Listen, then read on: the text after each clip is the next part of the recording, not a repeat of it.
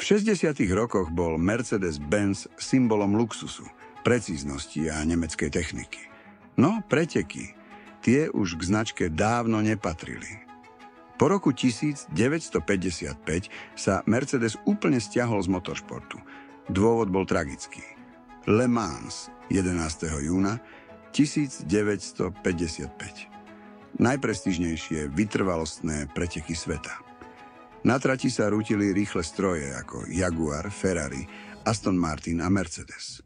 V 35. kole pri pokuse vyhnúť sa pomalšiemu autu narazil Pierre Lévesque so svojím Mercedesom 300 SLR do zadnej časti Austinu Healey. V okamihu sa vozidlo roztrhlo, motor aj nádrž vyleteli medzi divákov. Na mieste zomrel Lévesque a spolu s ním 83 divákov, viac ako 120 bolo zranených. Bol to najtragickejší deň v dejinách motoršportu. Mercedes okamžite stiahol svoje auta z preteku, hoci mohol vyhrať. Krátko na to vedenie automobilky oznámilo, Mercedes-Benz končí s motoršportom. Po 10 ročia sa venoval len sériovej výrobe, bezpečnosti a komfortu. Ale nie všetci s tým boli spokojní. V závode v Untertürkheime pracovali dvaja mladí inžinieri. Hans Werner Aufrecht a Erhard Melcher. Obaja ladili sériové motory V8. Legendárny M100, ktorý poháňal luxusný Mercedes 600 a 300 SEL. Lenže v duši mali niečo, čo sa do firemných plánov nehodilo. Vášeň pre preteky. Keďže Mercedes pretekársky program nemal, Aufrecht a Melcher si vo voľnom čase, po večeroch a víkendoch v garáži u Aufrechta v malom mestečku Grossaspach postavili vlastné dielenské kráľovstvo. Tam začali upravovať motory pre súkromných jazdcov. Výkonnejšie, drsnejšie, hlučnejšie. Z tejto malej garáže vzniklo meno, ktoré dnes pozná celý svet. AMG. Aufrecht, Melcher a Grossaspach.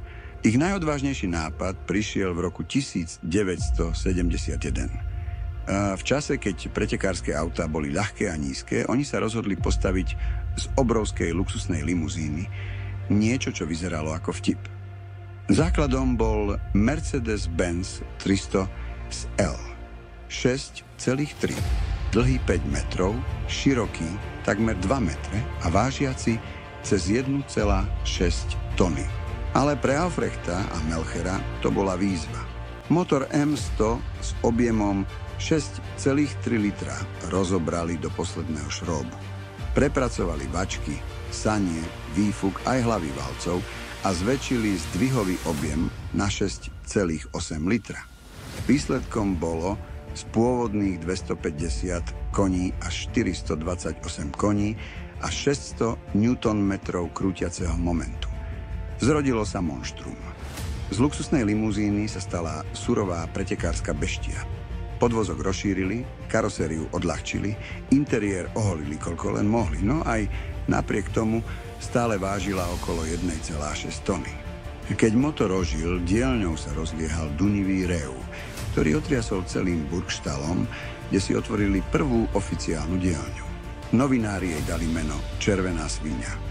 Aufrecht a Melcher ho prijali s úsmevom, lebo presne taká mala byť hlučná, surová a nečakaná.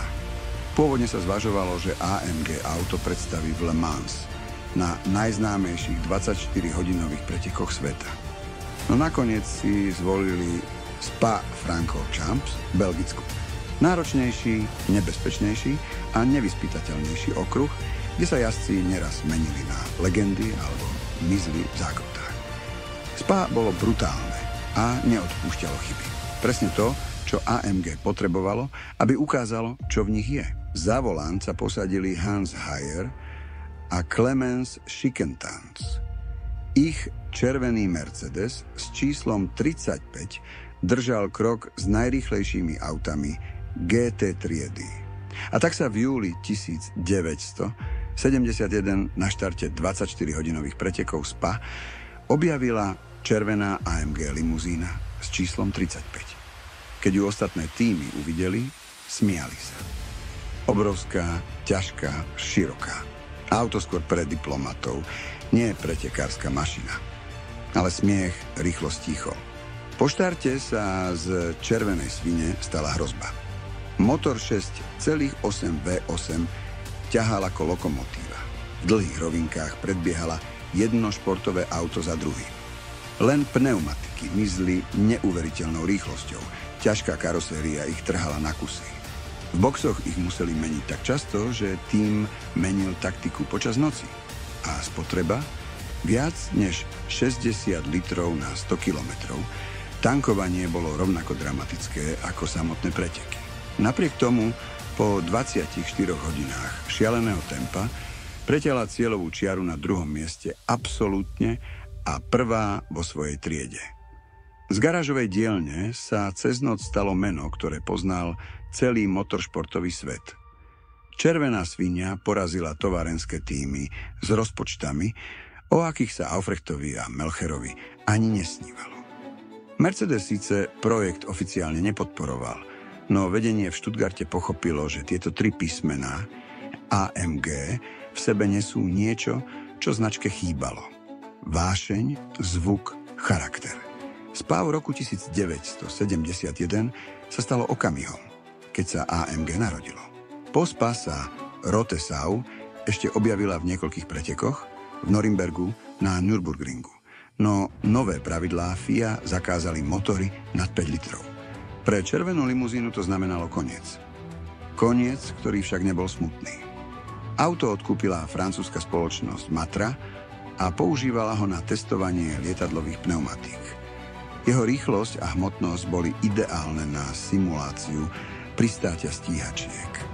Neskôr zmizlo, pravdepodobne rozobraté, možno stále niekde ukryté. Ale legenda žije ďalej. Z malej garáže v Burgstalle sa stalo vývojové centrum v Affalterbachu.